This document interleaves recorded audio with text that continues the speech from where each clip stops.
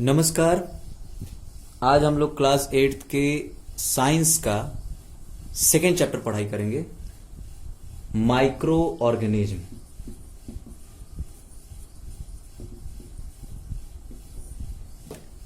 Micro organisms. Micro organism क्या होते हैं?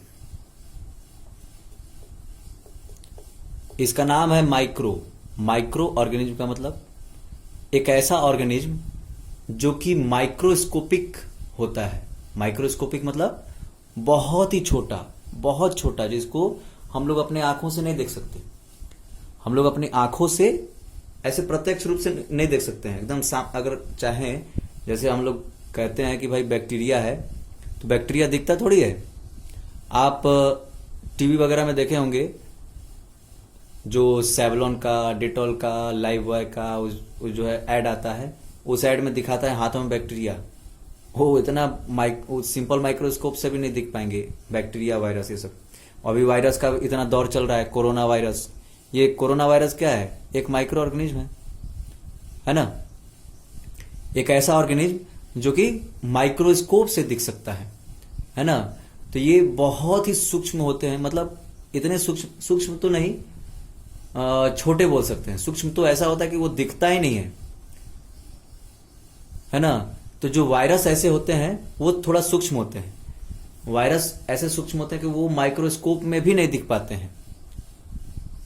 इसलिए वायरस थोड़ा सा ज्यादा खतरनाक होता है बाकी सबके अपेक्षा। माइक्रो ऑर्गेनिज्म यानी कि जो कि आंखों से नहीं देखा जा सके।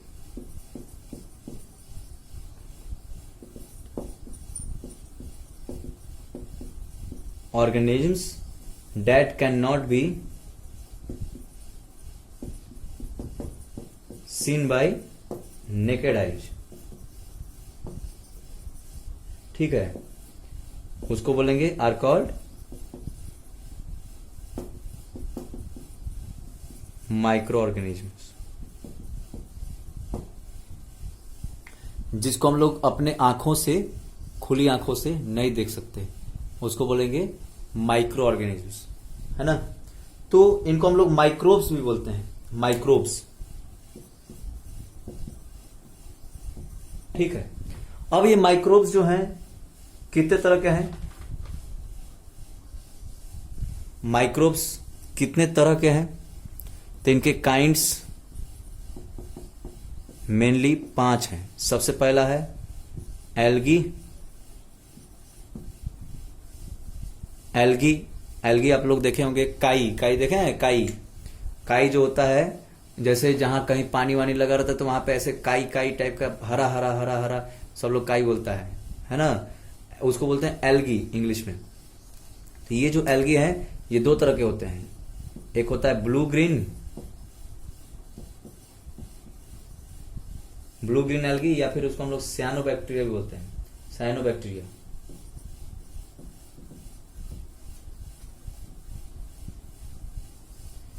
और एक होता है गोल्डन एल्गी।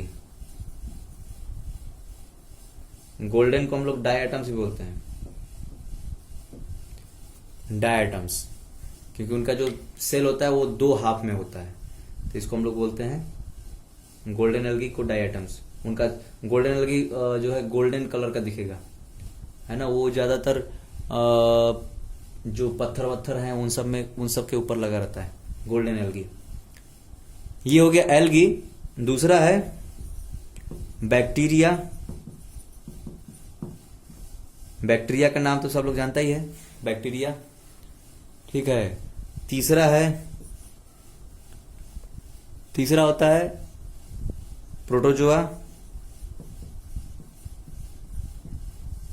प्रोटोजोआ में जैसे जो मलेरिया वगैरह होता है, मलेरिया हो गया, स्लीपिंग सिकनेस। मलेरिया एक बीमारी है, सब लोग जानता है मलेरिया के बारे में, लेकिन वो जो बीमारी है वो एक माइक्रो ऑर्गेनिज्म से होता है। मच्छर के काटने से वो मतलब वो फीमेल एनोफिलिस मॉस्किटो जो है, एनोफिलिस मॉस्किटो जो मादा जो एनोफिलिस मॉस्किटो होती है, उसके डंक में वो प्रोटोजोआ पाया जाता है। उसका नाम है प्लाज्मोडियम वाइवेक्स। Plasmodium vivax.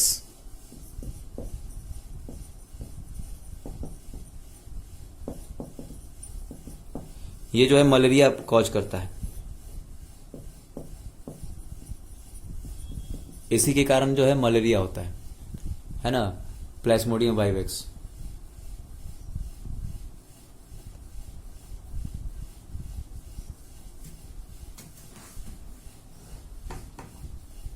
तो ये मलेरिया कॉजिंग माइक्रो ऑर्गेनिज्म है। बहुत सारे माइक्रो ऑर्गेनिज्म अच्छे भी होते हैं, बहुत सारे जो है मतलब कि बीमारी भी करते हैं, और कुछ कुछ अच्छे भी होते हैं। तो ये मलेरिया इससे होता है। उसके ये प्रोटोजोआ है। और एक स्लीपिंग सिकनेस है। स्लीपिंग सिकनेस जो है ये ट्राइपैनोसोमा के कारण होता है ना। तो ये सब प्रोटोजोआ होते हैं। फिर उसके बाद जो है प्रोटोजोआ के बाद चौथा नंबर आता है फंजाई। फंजाई आप लोग देखे होंगे, जैसे जो ब्रेड्स वगैरह हैं, ब्रेड वगैरह, हम लोग सबके बारे में अलग अलग पढ़ेंगे बाद में, लेकिन अभी ऐसे नॉर्मल सिंपली थोड़ा बहुत बता दिया जाता है इंट्रोडक्शन। तो ये फंजाई जो है, जैसे ब्रेड है, ब्रेड हो गया, रोटी हो गया, उसको रख देंगे, 1-2 दिन के बाद उसके अंदर में फंगस लग जाते हैं। तो वो जो फंगस है वो मतलब ऐसे तो बहुत सारे उसमें वो ऊपर ऊपर दिख जाता है ना। तो दिखने का कारण ये है क्योंकि वो जो फंजाई होते हैं वो कॉलोनी में रहते हैं, बहुत सारे एक जगह पे इकट्ठा होकर के बहुत सारे ग्रुप में मतलब ऐसे रहते हैं।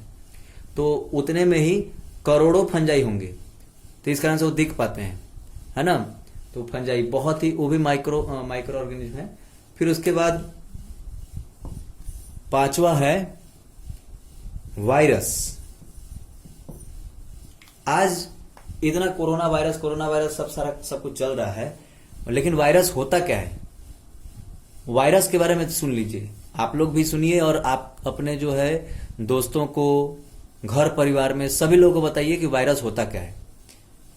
वायरस एक ऐसा ऑर्गेनिज्म है, एक ऐसा जीव है, जीव नहीं है बल्कि वो एक तरह से सजीव और निर्जीव दोनों के बीच में एक तरह से वो लिंक है, living and non living. It is a link between living and non living. Viruses are also called as the link between living and non living. क्यों, ऐसा क्यों? क्योंकि अगर वायरस अगर शरीर के अगर बाहर रहेगा, अगर शरीर के बाहर रहता है, तो वो नॉन लिविंग की तरह एक्ट करता है, निर्जीव की तरह। लेकिन अगर किसी के भी अगर शरीर में अगर वो प्रवेश करेगा, जब भी कभी किसी के शरीर में अगर एंटर कर जाएगा या फिर प्रवेश करेगा अगर कहें, तो वो एकदम तुरंत लिविंग हो जाता है। वो एक तरह से पैरासाइट है। पैरासाइट यानी कि जैसे अमरबेल जानते हैं, अमरबेल एक पैरासाइट है। अमरबेल जो है दूसरे पौधों के ऊपर, दूसरे पेड़ों के ऊपर लग जाता है, पेड़ पौधों के ऊपर लग जाता है, तो उससे जो है वो सक करते रहता है। कभी कभी आप देखे होंगे जिस पेड़ के ऊपर अभी बहुत सारे आम के पेड़ जो है ऐसे सूख जाते हैं। क्यों सूख जाते हैं? क्योंकि उस पेड़ के ऊपर जो है अमरबेल लग जाता है। अमरबेल जो लगा रहता है वो क्या करता है, उसका सारा न्यूट्रिएंट वो खींचते रहता है, ऐसे लटकते रहता है। वो आप देखे होंगे ऐसे जटा की तरह ऐसे लटकता है, तो वो उसका सारा न्यूट्रिएंट खुद खींच लेता है। तो वो जो पौधा है वो जो है मतलब वो न्यूट्रिशन लेस हो जाता है। न्यूट्रिशन लेस हो जाएगा तो फिर वो सूख ही जाएगा। वैसे ही वायरस है, वायरस भी पैरासाइट होते हैं। जैसे वो मतलब बाहर जब तक रहेंगे तब तक वो नॉन लिविंग की तरह रहेंगे, और जैसे ही अंदर आएंगे बॉडी के, किसी भी ह्यूमन बॉडी के या फिर किसी भी एनिमल बॉडी के, ह्यूमन बॉडी या फिर एनिमल बॉडी के जब अंदर आता है तो वो क्या हो जाएगा, तुरंत एक्टिव हो जाएगा। और जब एक्टिव हो जाएगा तो धीरे धीरे वो अपने आप को डिवाइड करना शुरू कर देगा। तो 1 से 4, 4 से 8, 8 से मतलब 16, 16 से 32, 32 से मतलब 64 ऐसे होते जाएंगे। मतलब ऐसे जब वो माइटोटिकली और मियोटिकली जब डिवाइड होते जाएंगे, तो डिवाइड होते होते मल्टीप्लाई होकर के बहुत सारे मतलब वायरस हो जाएंगे, और पूरे उस व्यक्ति के जो बॉडी में जो वायरस है, पूरा चारों तरफ पूरे बॉडी में ऊपर से लेकर के नीचे तक वायरस फैल जाएगा। और वो क्या करेंगे, जिसके अंदर वो वायरस आ गया, कोई सा भी वायरस, चाहे वो कोरोना वायरस हो, पहले पिछले 2 साल 3 साल पहले जो है 3 साल नहीं, लगभग 10 साल हो गया, 10-12 साल हो गया, 10-12 साल पहले एक HIV वायरस आया था, मतलब उस समय बहुत ज्यादा उसका भी इफेक्ट चारों तरफ फैला हुआ था। महामारी तो नहीं, लेकिन वो भी एक तरह से बहुत खतरनाक वायरस था। तो HIV जो वायरस था, human immune virus, human immune virus यानी कि वो हमारे इम्यून सिस्टम पर अटैक करता था। इम्यून सिस्टम क्या होता है? व्यक्ति का जो रोग प्रतिरोधक क्षमता होता है उसको बोलते हैं इम्यून सिस्टम। रोग प्रतिरोधक क्षमता यानी कि कोई भी रोग अगर हमारे शरीर में होता है तो हमारे अंदर कितना क्षमता है उस रोग से बचने का या फिर उस रोग से जल्दी ठीक होने का।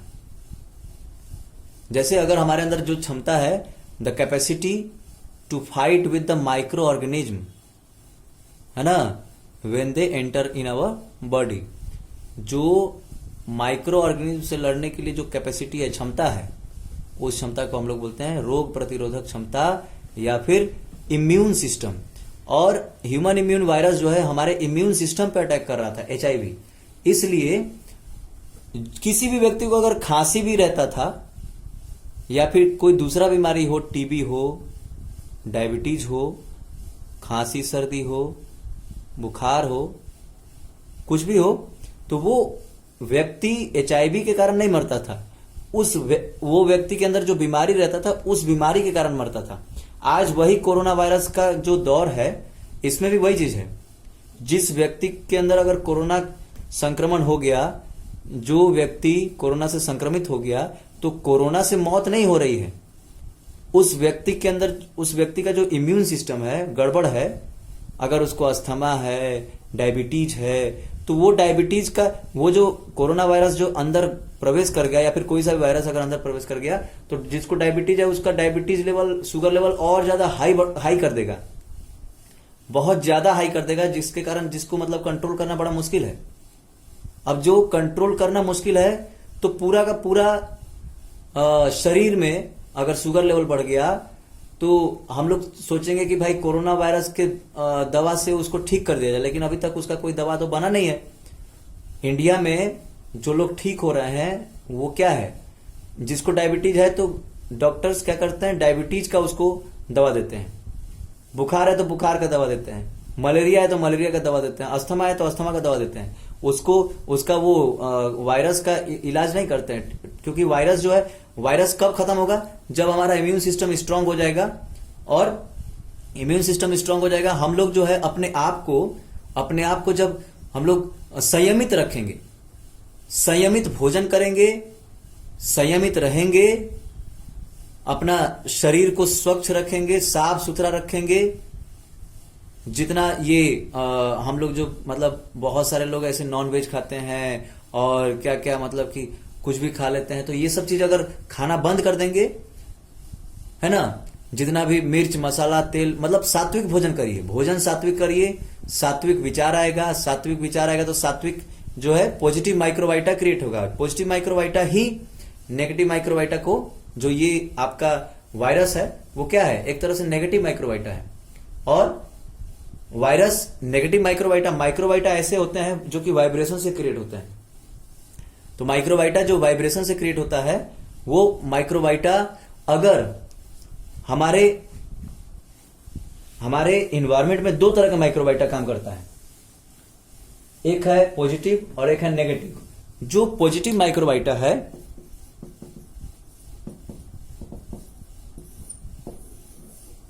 माइक्रोबाइटा एक पॉजिटिव और एक नेगेटिव। तो जो पॉजिटिव माइक्रोबाइटा है वो पॉजिटिव वाइब्रेशन से क्रिएट होगा। जब हमारा भोजन अगर अच्छा रहेगा, सात्विक रहेगा, हमारे विचार अच्छे होंगे, हमारे आसपास का वातावरण अगर अच्छा होगा, तो उससे पॉजिटिव माइक्रोबाइटा क्रिएट होगा। और नेगेटिव माइक्रोबाइटा कैसे क्रिएट होता है, जब हमारा विचार नेगेटिव है, जब हम नेगेटिव भोजन करते हैं, मतलब कैसा, एकदम स्थूल भोजन, ये जितना भी मांस मदिरा ये सारा का सारा चीज जो है, ये इंसान के लिए थोड़ी ना है, ये सब जानवरों के लिए होता है। जानवर लोग इसको खाया करते थे पहले। जानवर जो सड़ जाता था तो उसका जो मतलब कि ऐसे उसके अंदर से जो मतलब कि जानवर वगैरह सड़ गया या फिर कोई चीज सड़ गया, कोई फल वल सड़ गया, तो उसको भी दूसरा जानवर क्या करता था, खा जाता था। सड़ा हुआ फल को भी खा जाता था, तो उसको टेस्ट लगता था। वही टेस्ट को आज लोग सड़ा हुआ जो ये जो जितना भी शराब है, वाइन है, ये सारा का सारा चीज क्या होता है, सड़े हुए चीजों से बनाया जाता है, सड़े गले चीजों से बनाया जाता है। तो सड़ा गला चीज, अरे अगर इतना मतलब कि ये सब चीज पीने का शौक है तो उससे बढ़िया सड़ा गला चीज खा लो। सड़ा हुआ क्या बोलते हैं, अंगूर खा लो, सड़ा हुआ अनार खा लो, सड़ा हुआ सेब खा लो। उसको तो सब लोग फेंक देता है और शराब पीता है। तो ये जितना भी ये सब चीज नेगेटिव चीजें हैं, उनसे नेगेटिव माइक्रोबायोटा क्रिएट होता है। और जब नेगेटिव माइक्रोबायोटा बहुत स्थूल हो जाता है, ये माइक्रोबायोटा आंखों से नहीं दिख पाएंगे क्योंकि ये वाइब्रेशन है। ये इनको मतलब सिर्फ और सिर्फ महसूस भी नहीं किया जा सकता है। अभी तक कोई इंस्ट्रूमेंट और ये इक्विपमेंट नहीं बना है जो इन माइक्रोबायोटा को महसूस कर सके। तो माइक्रोबायोटा जब नेगेटिव माइक्रोबायोटा जब बहुत स्थूल हो जाता है ना, तो स्थूल होने के बाद वो क्या होता है, माइक्रोस्कोप में कैद हो जाता है, माइक्रोस्कोप से दिख जाता है ना। ये बहुत ही सूक्ष्म होते हैं, इतने सूक्ष्म होते हैं कि मतलब इसको हम लोग महसूस भी नहीं कर सकते। लेकिन जब स्थूल हो गया तो वही जो है माइक्रोस्कोप से दिख जाता है। उसका नाम है वायरस, है ना। वायरस यानी कि वो भी माइक्रोबायोटा ही है, लेकिन वो बहुत ही स्थूल नेगेटिव माइक्रोबायोटा है ना। तो जब कभी अगर हमको क्या, अगर वायरस के अटैक से बचना है तो अपने आप को स्वच्छ रखना पड़ेगा, अपना जो है मन में सही विचार लाना पड़ेगा, सात्विक भोजन करना पड़ेगा, है ना। तब जाकर के हम लोग पूरी तरीके से स्वस्थ हो सकते हैं। तो ये तो माइक्रो ऑर्गेनिज्म के बारे में था, उसी में हम लोग माइक्रोबायोटा पढ़े। तो आप लोग खुद भी पढ़िए माइक्रोबायोटा के बारे में और दूसरों को भी पढ़ाइए।